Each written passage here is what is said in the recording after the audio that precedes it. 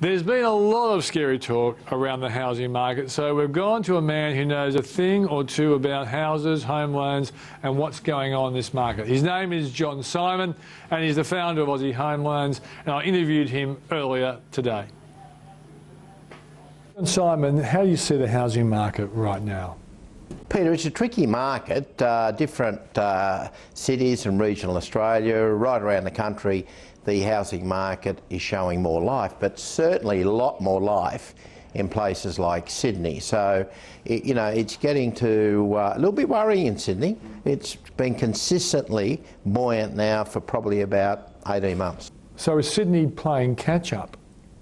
Oh, we've definitely been playing catch up, but we're 18 months into it now, and the one area that I'm worried about with Sydney values is apartments. There seems to be an oversupply of apartments coming onto the market, and that's really worrying me. You have a look at the different property development and a lot of the Asian big companies, Chinese government-backed companies. I was reading an article where there's something like 40,000 apartments coming onto the market in Sydney over the next 12, 24 months. Well, that's far too many. So that in itself will create a cooling of the apartment market, and that will spill into, I think, the housing market. So you're not worried about a housing bubble for Sydney? Oh no, definitely not. If Sydney goes up another 12-14% over the next 10 or 12 months, yes, I will be worried, but certainly not where we're at today. So with this expansion of supply, is this going to be good for first home buyers? I think it will be, but what we don't want to see is prices going up 10, 15, 20%, a glut coming on the market and then prices go backwards 10, 15, 20%, because the people who have got in over the last 12 months have who've got into the property market the last 12 months have been paying pretty high prices for these apartments, and we don't want to see those people end up having their property values come off 10 or 15%. Negative equity really is only a problem when people have to sell, isn't it? Well, Peter, you and I know the number one key bullet is unemployment. So long as people are employed and we're still enjoying the lowest interest rates in our history, people can afford to make their payments. And to the credit of banks and mortgage insurers, during those first 3 or 4 years of GFC, where negative equity did come in, they worked very well together to help people, those people who needed help and a bit of time, and that was the best decision the banking sector made, because if they had pushed all those people who were in negative equity to sell their properties, it would have created a huge downturn in values, which would have impacted the whole banking scene. I think you've underlined the importance of the Reserve Bank and interest rates, so how high do you think interest rates might go? Well, Peter, up to probably 3 months ago, I was confident we'd see probably one more interest rate drop. I've turned around on that, and I think probably the next movement in interest rates will be up, but probably not for about 6 months. But I think that with the pent-up demand in house sales, the increasing pricing, there may be an uptick in inflation. I think that will be enough to push the Reserve Bank to just wind interest rates up 0.25% to remind people, hey, interest rates are low, and hey, to go up 0.25% isn't a big deal, but I think it's more the signal. So my tip is next interest rate movement. How high do you think they'll go in this cycle? Depending on how our economy performs, and I'm hopeful that our economy will, is slowly getting a bit of steam up, it wouldn't surprise me to see this cycle interest rates going up maybe around 1.5%. If we were lucky and our economy really started to burst ahead, which I can't see, they might trickle up maybe 2%. So I'm thinking they could go up 1.5% over the next maybe 18 months. So is it wise for people to fix them? Oh look, to get 3-year money fixed at under 5%, is a no-brainer. You will see that if you want to fix for 4 or 5 years, the interest rate jumps by nearly 0.75%. But certainly 3 years under 5% is a damn good interest rate. And John, also just address the issue of breaking costs, because when interest rates are 9%, you try to get out at 6%, the breaking costs are high. But given the fact interest rates are low, shouldn't the break cost be actually quite negligible now? Well, if the lender is fair, there's no break cost. In fact, the lender may well be able to put the money out and make a profit. Yeah. So in those circumstances, there should be no break costs. You have to be very careful when interest rates get higher, 6%, 7%, 8%, because break costs can be tens of thousands of dollars, depending on the size of the loan, how long to go to maturity, etc. But at these low interest rates, I wouldn't be too worried about break costs at around the 5% mark. Yeah, so in a sense you're saying it's a no-brainer, A, because the rates are very low, but B, even if you had to get out, it's not going to be expensive like those horror stories we saw 3 or 4 years ago. Well, that's right. But Peter, you and I have seen with GFC and countries in effect failing, not just banks failing. You know, if something happened out of left field and the global economies took a couple of more hits, these low rates could go lower and for a longer term. So it's not a lay down misère that these interest rates are just going to go up now, because it's a global economy, we've got no borders, and you know, our local economy is very important, but it will be very much impacted on what happens in the US, in Europe and other parts of the world. So you've got to be cautious. What are you seeing with self-managed super funds and the demand for loans? A lot of self-managed super funds are being blamed for too much action in the market. Peter, it's certainly up from where it was. It wasn't even on the radar 10 years ago. You get the odd person taking a loan through their self-managed super fund.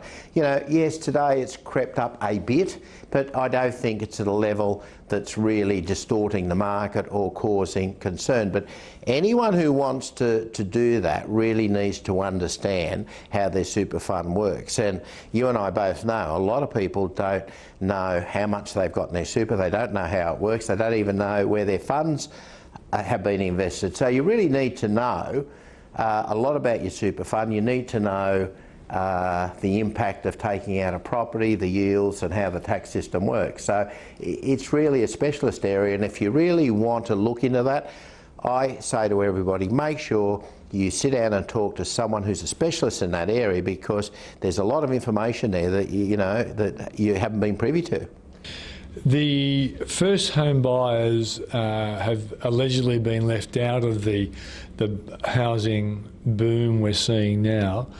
Do you have any views on what can be done to help first home buyers get into homes? Peter, it is worrying to see what's been going on the last couple of years now. It's not just the last 6 months. Home buyers have been really pushed out of the market because of the price of property, particularly in the capital cities, Sydney, Melbourne. I mean, you know, to go and buy a 2-bedroom home unit within Kui, the city, you know, you're talking $800,000. That's a lot of money for a first home buyer. We get down to supply of housing. Sydney still has about 20,000 new homes under supply every year, 20,000 behind on 20,000 the year before and the year before. So the undersupply creates a bit of a windfall for investors who want to rent their properties out.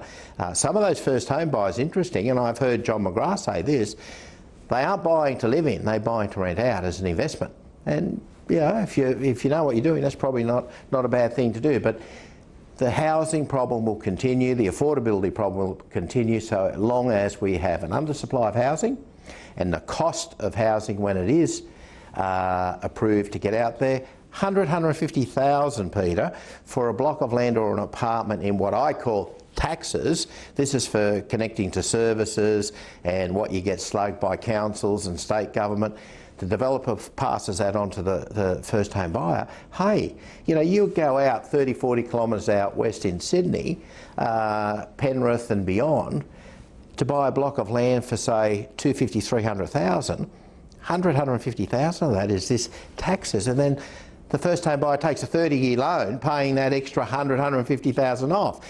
It's pushing the price of housing up far too high. So what governments, federal, state, local, they've got to collaborate with the private sector. They've got to have an orderly supply of housing. We've just put in our housing affordability paper to the Senate, saying that the government has to have a minimum 10-year plan to roll out an orderly supply of housing. Otherwise, this is just going to continue and be left up to market forces. You know, when everyone's into housing, as developers are today, you get a glut, and then when things get tough, nobody's developing and you get a housing shortage, and the cost is too high. You know, it can take many, many years. You've heard stories, 5, 10 years to get approvals to do a housing development. So government has to get involved. I think government also has to create and encourage the right behaviour of young first home buyers to want to save. And I think there's ways of doing that. You know, give them some tax incentives to save money for a deposit, where the incentive is so good that the young person might think, well, hang on, maybe it's best we don't go on that holiday and spend that $5,000. Let's put it into savings because we get these benefits. That's far better than governments coming in and saying just give a bigger housing grant, because history shows housing grants, all they do is fuel the housing prices, and the only winner in that, Peter, has been the vendors. So government has to get land released faster, cheaper, and incentivise first home buyers and incentivise people to want to get into new housing where they will be incentivised to take the punt and move 20, 30, 40 kilometres out of the city, or go to regional Australia and take the pressure off the CBD areas, which will in turn take pressure off rentals, because here you've got investors, lowest interest rates on record, buying properties for, you know, 500, 600, 700,000, where the interest rate is being totally washed by the rentals, and it's caused the shortage of properties, causing these rentals to creep up, creep up, creep up. So by governments coming up with a solution to help the first home buyer market, it helps so many different other sectors of the economy. It's a big deal. Governments at all levels have been asleep at the wheel, and the loser today is first home buyers. Final question. What are you seeing with the economy? How do you think it's going? Look, I think the economy is doing far better than it was 12 months ago. And I think we'll look back in 12 months' time and say, you know what, there's more confidence there. Government's being disciplined. They're biting the bullet in areas. They're cutting expenditure. They're tightening up waste. So I'm confident that we're heading in the right direction. Still a long way to go, Peter. A lot of debt that we've got to get rid of. But, you know, I do believe, and business believes generally, that this government is committed to get our budget operating the way the budget ought to. I think that they'll be very disciplined, and I'm feeling very confident. I mean, you know, providing China continues even at 7% is good, and if that continues, you know, and the government makes good decisions both at state and federal levels, you know, the next 5 years could be some of the best years Australia's ever seen. Let's hope he's right. After the break, pick the trends before they happen to make sure your investments pay off big time. Plug yourself in. We're going futuristic up next on Switzer.